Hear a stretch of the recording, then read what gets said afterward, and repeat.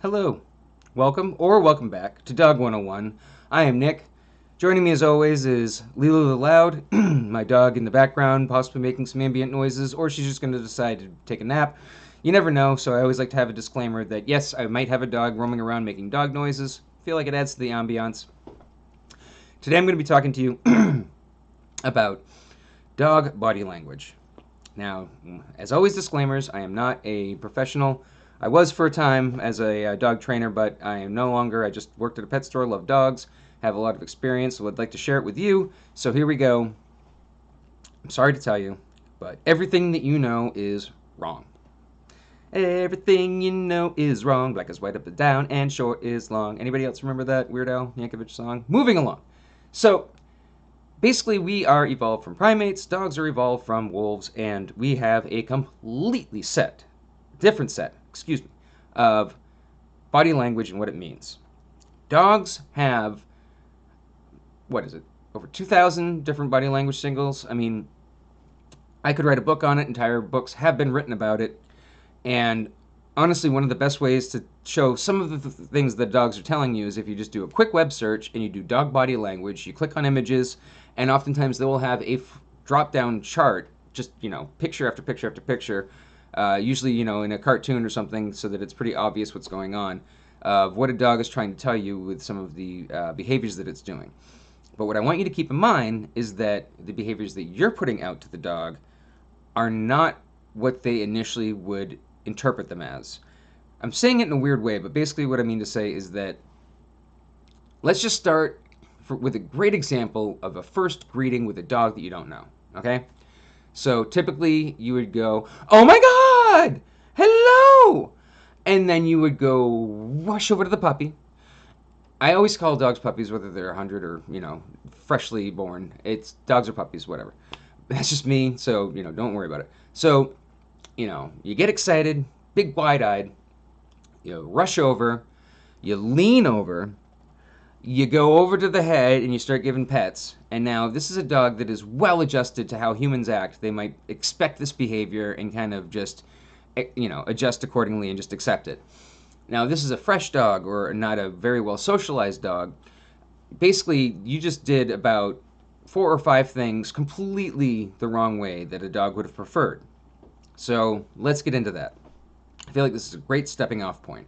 So you see a dog and you immediately lock eyes, and there's mistake number one. Now, for a dog, direct eye contact is actually a challenge. And unfortunately, since we're 90% of us are taller than 90% of the dogs.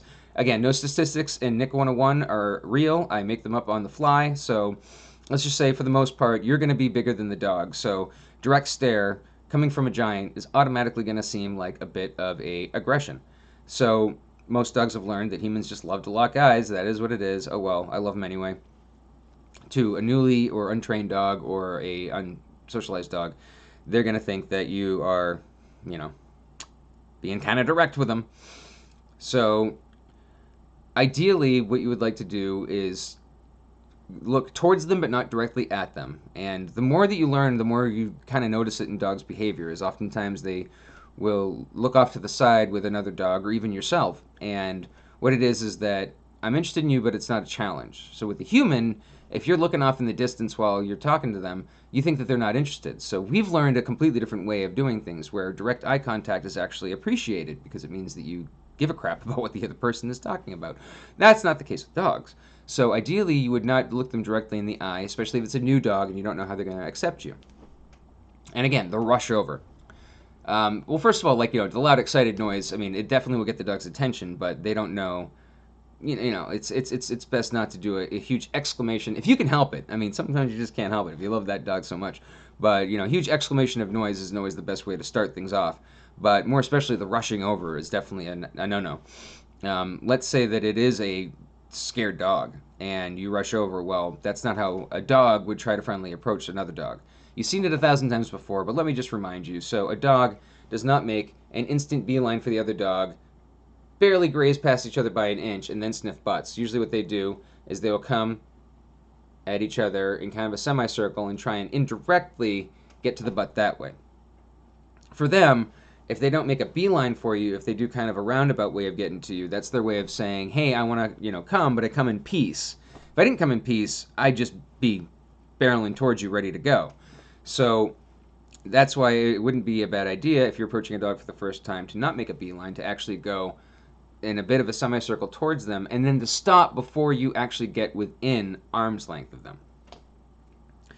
I always recommend having it be the dog's idea to come sniff you rather than the other way around. So, and again, another thing that you usually would do is you'd get within arm's length of them and then loom over them in order to get down to their level. Well, again, looming over is a very dominant position for a dog.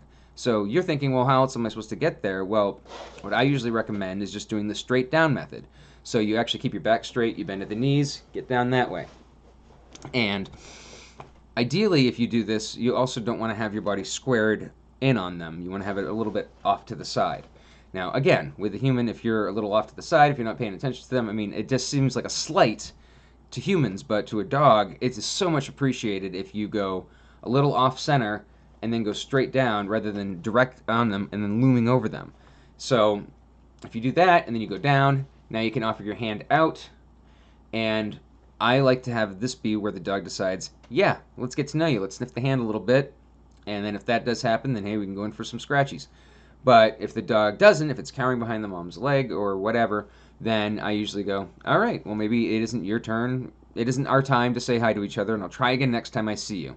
It was one of the hardest things to learn being such a dog lover, that not every dog is going to want to see you 100% of the time. And what's funny is that oftentimes, if you do all those steps right, and then the dog still doesn't want to say hi to you, and you go, all right, well, I'll catch you next time, and you start walking away, that's when a dog will go, oh my God, you read all of my body language correctly. I was nervous. You decided to just say, all right, well, the heck with that. And then that's when they'll actually come up and then give like the back of your leg a sniff. And so that's when I like to try for round two. I usually let them get their sniff in. I'll try and go straight down again, not looking at them at all, and then kind of hold my hand up behind me a little bit and say, do you want to sniff the hand now? Sometimes they will. Sometimes that just worked in them going, okay, you know about dog body language. Well, now I think that you're all right enough to sniff and maybe even get some belly scratches. But some of them are still like, oh, he came back down again. I got to hide behind mom again. And it's just like, all right, I'll get you next time. So I always try and keep that in mind.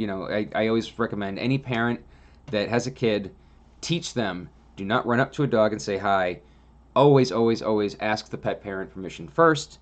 It might be a dog that is definitely trying to readjust to society, and it's just such a safe practice because a kid often won't always have kid gloves.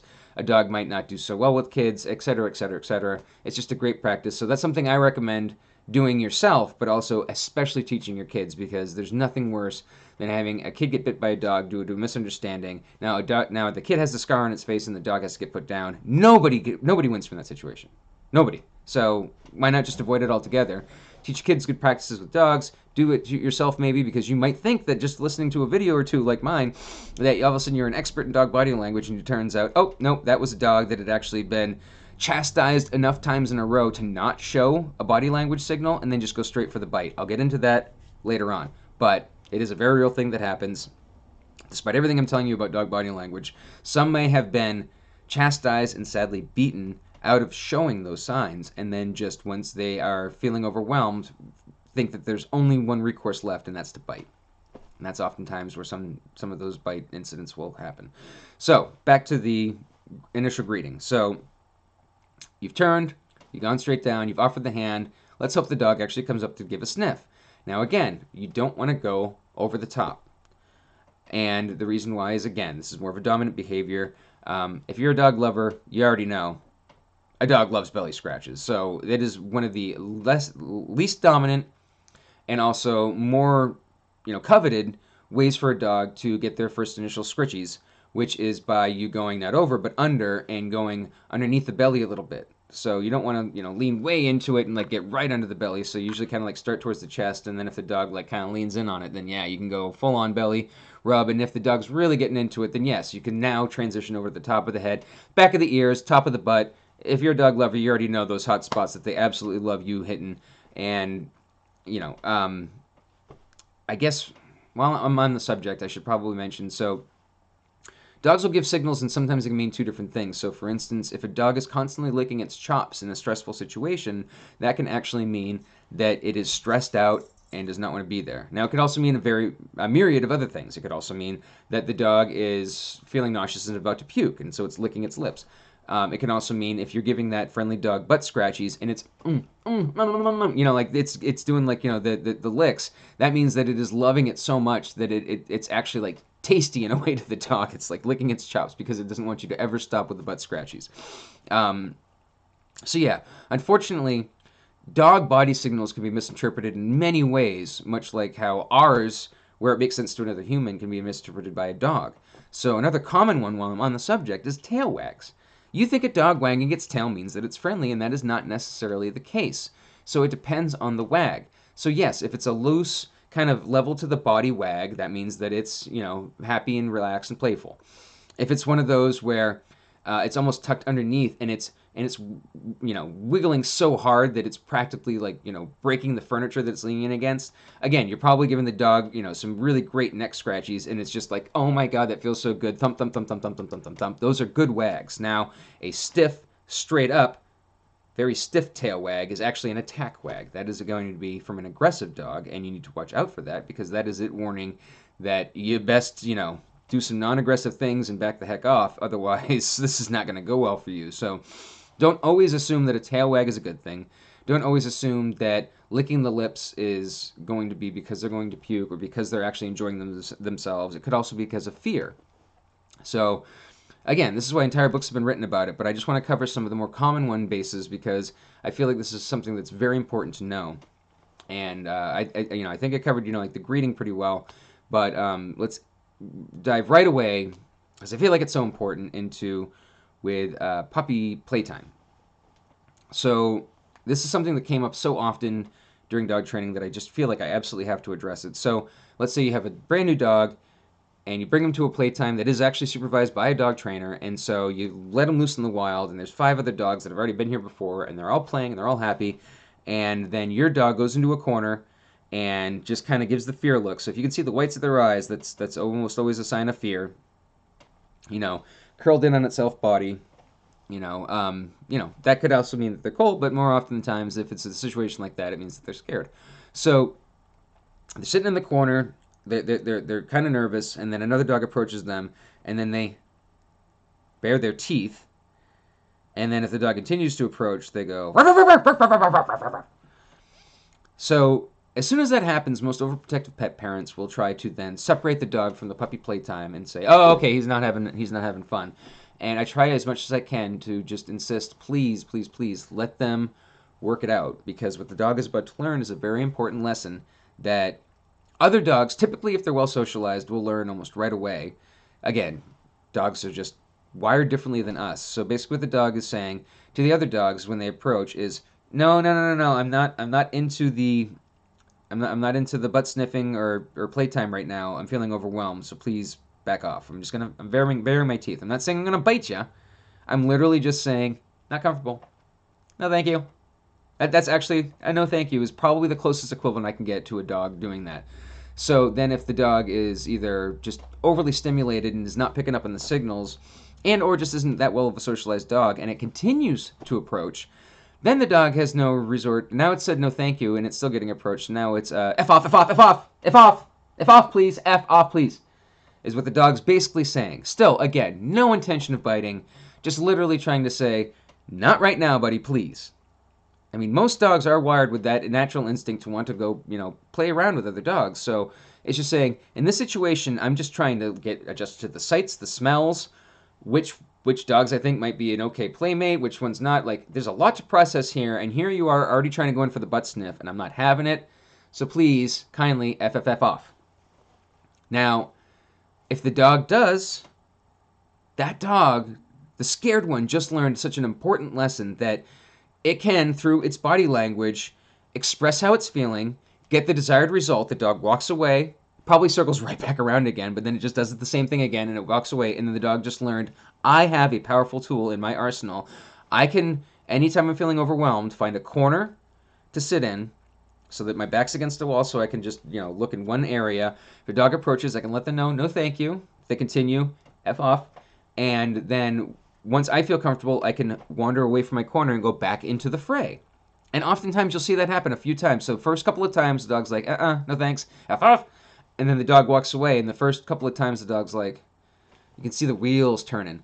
And then after a while, after the third, like, F off, and the dog walks away, you'll see him go up and then, like, try and get a quick little butt sniff before the other one notices. And the other dog turns around, dances back to the corner, and then shows the teeth again. And, the dog is slowly learning that it can kind of do this on its own terms. So, eventually the butt sniff will be longer. Eventually the dog won't back away when the dog does turn around, and maybe even hopefully politely offer the other dog to butt sniff. If you've seen another video of mine, I do talk about how, unfortunately, my Lilu is a little bit unsocialized. So she usually likes to go for her butt sniff and then instantly go to the playtime without allowing the other dog a butt sniff. And that's the equivalent of you basically, saying, hello, my name is, and you are, and then the other person just, not responding. So, she still has a little bit to go, but, she's slowly getting better. Oftentimes with a dog, again, if I get into the dog training part of it, dogs don't learn through sit, okay, the dog sits, yes, and now the dog knows what sit is. A dog doesn't have quite that same memory. It's more of a over time thing, so they need to learn, through repetition. And so the only way a dog's going to get better at socializing is by more socializing, not because you explain to them through hand gestures, signals, and, some sort of weird mystical training method that you might have in your head that, hey, no. Like, for instance, teaching a dog to roll over. I don't think I've ever seen a person teach a dog to roll over by rolling over themselves, the dog mimicking them, and then yes. Like, usually it's a lot more complex than that. And I've done over multiple times before the dog just learns, oh, that hand signal means roll over. Again, we'll get into that. I'm digressing from the body language a little bit, but, just a little training Easter egg there for the people that are still sticking with me throughout this mess of an episode. This is when I really should have written a list down because there are just so many things to cover. But we'll get through most of it, and if not, then you get a bonus, point 2 episode. So, yeah, again, so now the dog has learned how to, express itself, through the body language. Now, again, being a pet parent that's, raised by, humans, for humans, they might not realize what's going on at first and try and take the dog away prematurely. And now the dog is just going to forever be, like, more and more stressed out the next time it sees a dog where it's like, oh, my mom had to rescue me. And so now, or dad, I don't know why I say mom, but, like, my mom or dad had to rescue me, and so I was right to be afraid. And then the next time they see a big group of dogs, they're going to be even more stressed out because it's like, oh, remember when you had to rescue me that time? Is this going to be like that? And then sure enough, they're going to show the signs of fear even faster. You're going to take them away even sooner. And then you just continue the cycle until this dog is literally going to try and go for a bite anytime they see another dog because they assume that every single time they see a dog playing, it is a life or death situation. So again, just through sheer love and sheer protection, you've completely misinterpreted the situation, and now you have a dog that absolutely hates and fears dogs despite what you thought were your best interests. So I know I'm going a mile a minute and it's a lot to unpack, but that's what I'm trying to say is that basically assume that whatever your instincts might be, a dog is probably going to think of them in a completely different way. So I'll tell you of 2 incidences in my life which made me realize the full importance of why learning a dog body language is so important. So one of them it was a dog that I absolutely loved that loved sleeping in sunbeams. So oftentimes I would take him out in the morning to do his duty, literally in the play on the word duty, but pee and or poop depending. And then if it was sunny out, would instantly want to find a sunbeam, lay down in it, and oftentimes this was just before I had to go to work. So I'm like, no, you can't do the sunbeam thing. We need to go. So let's get going. And the dog would very slowly get up and then just approach me at oh my God, it would piss me off so much. Baby stepping, by the way. Baby stepping and taking the longest way around to try and get to me. And I'd be like, I know you want to stay out here, but I really have to go to work. And then please, just get over here. And then even slower and even babier stepping and even more baby stepping. And so I thought this dog was being a dink, just a friggin' dingus. And I only came to find out later on, well, okay, the dog had been through this before with me. It wants to lay in a sunbeam. I don't want it to. And, he had been getting a little bit older at the time. So probably the getting up slowly thing was literally just stiff joints, But the baby stepping, semicircle thing wasn't trying to get in as much sun as possible before we went out. It was like he could sense my frustration. And so he was doing his darndest to try and say, okay, hey, we're all friends here. We're all friends here. I'm not going to come running right at you. I'm going to do a nice, slow roundabout way. Like I'm gonna approach you, you're gonna put the collar on me, but just we're pals still, okay? So I'm gonna try to approach you non-threateningly. And now I get frustrated, and I would be like, "Would you get over here?" Okay, I'm gonna go even slower. You seem very upset right now. I'm trying not to be the cause of that. So through a complete misunderstanding, I was the a-hole. The whole time, I was the a-hole. I'm like, you're the a-hole trying to make me late for work. No, I was the a-hole, not getting that dog was trying to scream at me that we are buddies. Please don't get upset. I'm doing my best here. If I had just calmed down a little bit, probably would have come bounding over and I could have given belly rubs. But instead, we had that relationship for a spell until I finally figured out what the heck was going on, and I felt so bad. And another one was, at a young age, I actually got bit in the face by a dog. It seems weird that I'm, a huge fan of dogs now. And it's interesting that I feel like some people might go two ways about it. If they have a bad incident when they're a kid, they might either then grow up with a fear. And honestly, phobias aren't something that you can really explain away. I don't blame you if you do have a, inherited fear of any animal whatsoever. It is what it is. It's something that's very hard to try and. I mean, you just can't reason out a phobia. I get that. But I feel very blessed in the fact that either I was old enough or just didn't impact me enough that instead of being afraid of dogs my whole life, I decided, well, that was weird. Let's try and figure out why I had to get 2 stitches just under my eye. Almost lost the eye if I hadn't have, reacted, jerking fast. But to get into that, so with this dog, it was a group of kids and I, and it was just tied up in the backyard, and it was one of the neighbors' kids. So the kid was being like, "Hey, this is my dog," and so the dog did enjoy people. It did enjoy kids, but this was a big group of kids. Not all of them very dog savvy, so me included at the time. So it was getting a little overwhelmed, and looking back on it now, it probably was showing us every sign on the planet. It was probably, trying to, kind of cower a little bit, probably had some whites in the eyes. It was probably licking its chops. It was probably doing so many different things to let us know, getting a little overwhelmed. I'm happy to see you guys too, but getting a little overwhelmed. And so, each of the kids was going up and petting the dog, and it had not done anything at all until it came to be my turn. Lucky me, I go to pet the dog, and it bites me in the face. Now, first of all, 9 out of 10 bites are defensive bites. So basically, it's a quick nip. It's the stronger version of F off. And honestly, if it was done to another dog with all the fur and like thick skin, it probably wouldn't have drawn blood. But with us, without the fur, with the thin skin, oftentimes it does draw blood. So it seems a lot worse on a human than it would a dog. But it's usually a quick nip. It's not like grab and a hold. It's usually just a please God, please just here's how I really feel. So 9 times out of 10, it's a defensive bite. That's what it was on me. So I get bit, right there, and I had to get a couple stitches. It is what it is, but come to find out, first of all, the dog was feeling very overwhelmed. A couple of the kids had petted a little bit too hard, but I also made the mistake of, at its height of stress, which it had probably been screaming at us with its body language, that it also didn't care for getting pet on the nose. Again, an over the top of the thing is a bit of an aggressive thing. And so I guarantee you that if I had, just let the dog approach me, if I had gone underneath, a lot of different things could have gone differently that I never would have gotten bit. But I feel like this is an important lesson that I learned. I pet the dog on the nose, which it didn't like. Now, this is true of most dogs. Most dogs don't like the sense of feeling of stuff on the top of their nose. My dog is a rare exception to that because she actually has a bit of a seasonal allergy thing, so her eyes often get a little weepy and itchy. So she loves nothing more than getting rubbed right there. Oh my God, it's the best feeling ever for her. So she's a little bit of a weirdo when it comes to that. But with this dog, it definitely did not like anything on the nose. So I know I'm going to get a little off subject here and get into the training a teeny bit, but just to say that, over the nose head halters are one of the best things on the planet.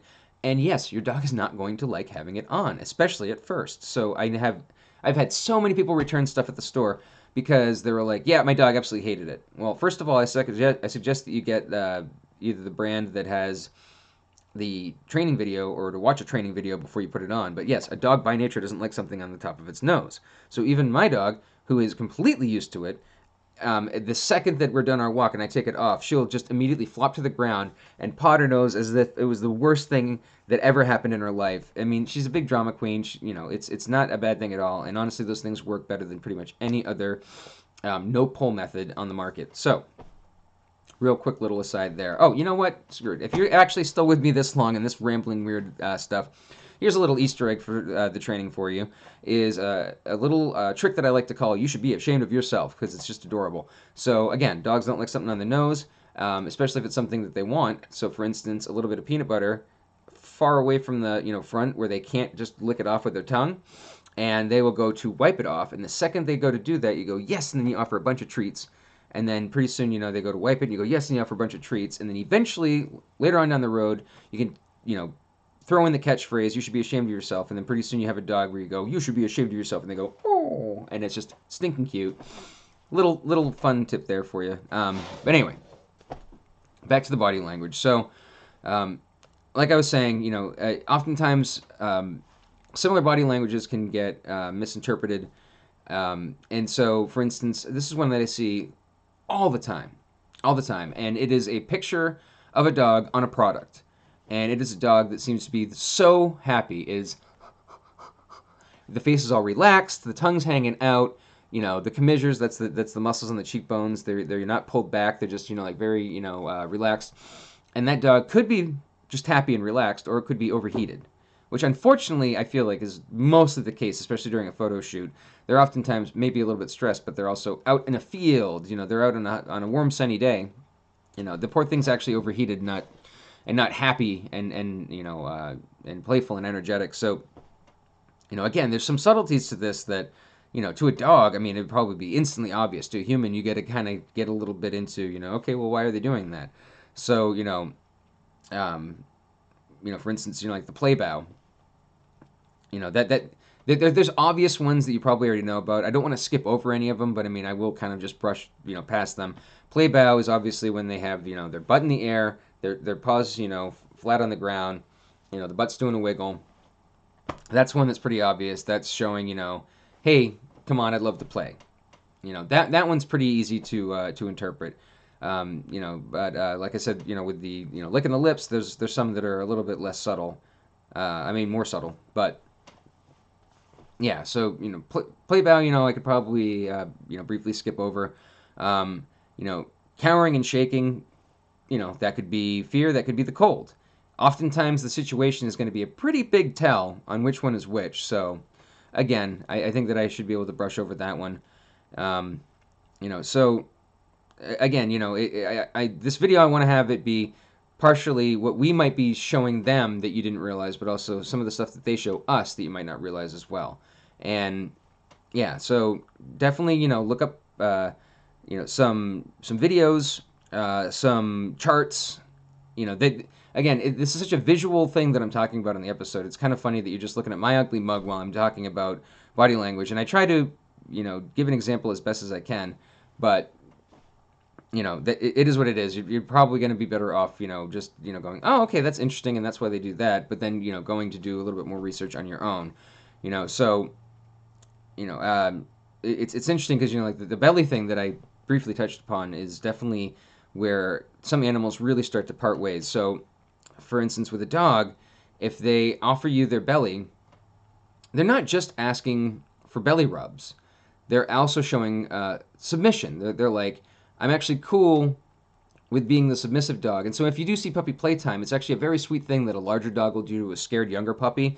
They'll get close to them and then they'll lay down onto their back as if to say, hey, if you want to jump on me and be the aggressor, then you can. I don't mind, just to get your feet wet in this thing. It's one of the sweetest things that a bigger dog can do for a smaller scared dog. And it is definitely something that's very sweet, that they do to us. The first couple of times it might literally be them saying, hey, I'm submissive. I don't need to, be the, aggressor in the situation.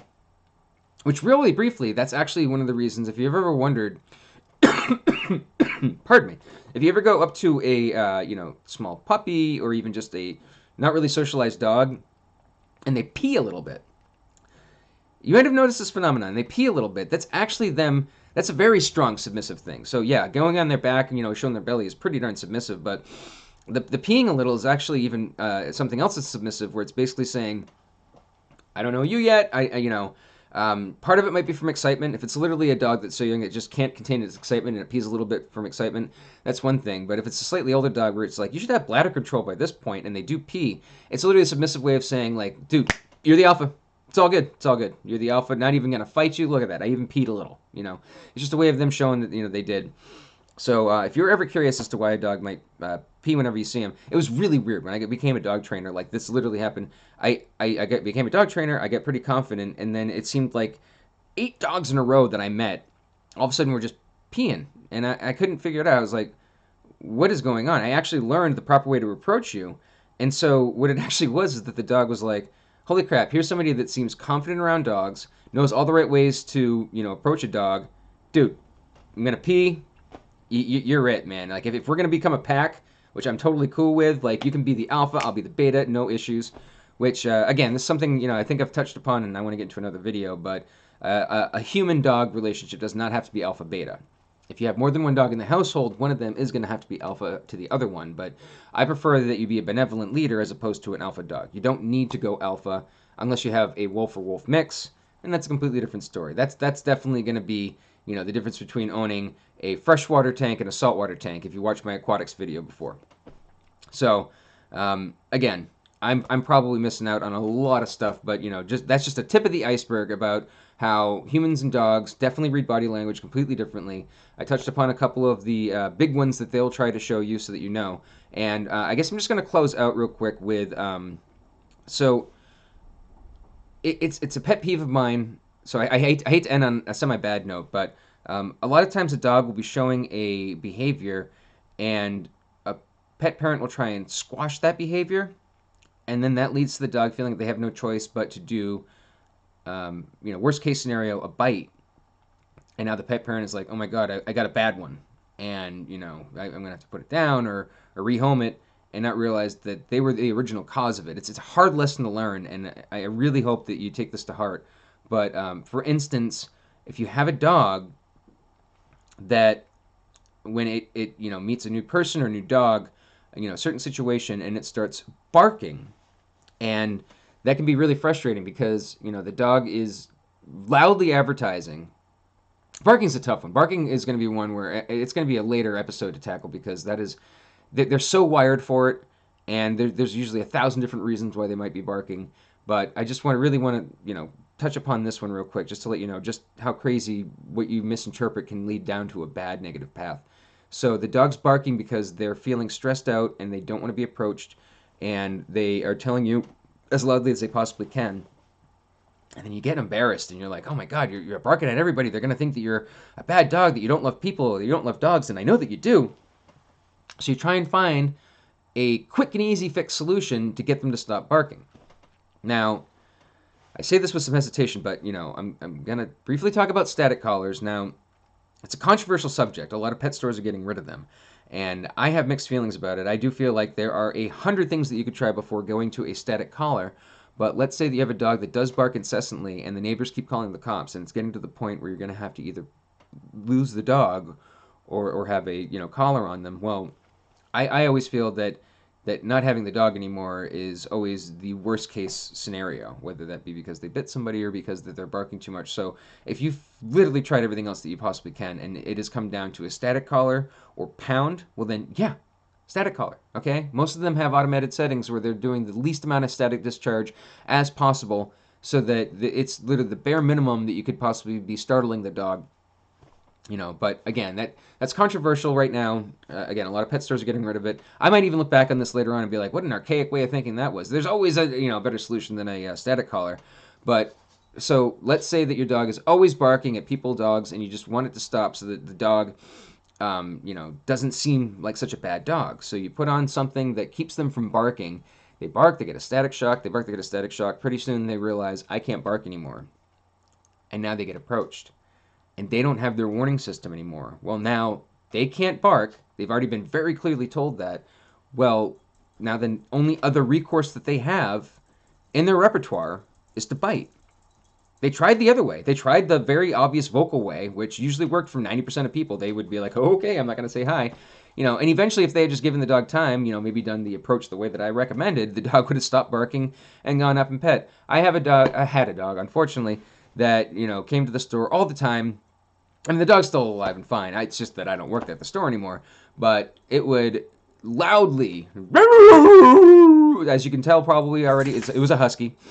Huskies are very vocal by nature, but so this was one that if it made eye contact with another human, oftentimes even just coming into the store, it would announce its presence, where it's like, hey, I'm a weird, nervous, jittery dog, and I'm going to tell everybody right away. So didn't care for kids, but anybody else, if you came around the corner and it didn't expect you to be around the corner, and it was my favorite absolute dog in the world because it had gotten to the point where it saw me, instantly knew that I was the guy that the first couple of times I had not been afraid of the barking. In fact, I had just done that thing, let it approach me. First time it said no thanks. Second time it absolutely did.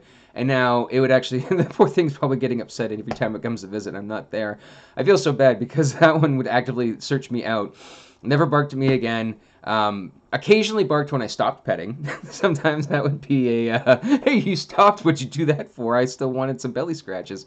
It's like, all right, yeah, but it's been 5 minutes and I really got to get back to work, buddy. So, thank God, this mom never thought to throw a, static collar on because the dog might have gotten overwhelmed, been approached when the mom wasn't paying attention by a kid, didn't have the bark in its repertoire and would have bit the kid's face, and then instantly the kid would have a scar for the rest of its life on its face, and the dog would have to get put down. So just really, really, really think about stuff before you do extreme solutions. Talk to an expert. Go on forums. Get as research as you possibly can because it's something that I've seen happen a lot in the past where you took a not so savory behavior from a dog, you tried to squash it, and then you didn't realize that you were the creation of the now potentially put downable behavior of the dog. Like you were like, well, I get that barking under control. You're a biter now? What the heck? What did that come from? From you, unfortunately. So really, really think about, what the dog's trying to say, how the best way to respond to it is, because that is one of the hardest lessons I've ever had to see happen where it's like, I mean, you had every best intention in the world, and unfortunately, the dog is no more because of your direct actions that were from you had the biggest heart in the world. You were literally just trying to keep the dog from terrorizing the neighborhood with its barking, and now it decided, well, then if I can't bark, I have to bite.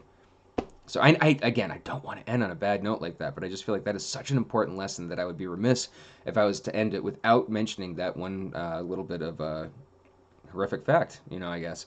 So, hey, that puppy's cute when they're playing. I don't know. I don't know how to bring the energy back from there, so I'm just going to end it. But, hopefully this has been informative. Hopefully this has encouraged you to kind of, do a little bit of your own research as far as, what the dog's trying to say to you. And again, I can't recommend enough just doing a web search, images for dog body language, and some of these charts are going to explain it in so much easier detail just by a quick little picture than I ever could with a half-hour long ranting and raving podcast. So it is what it is.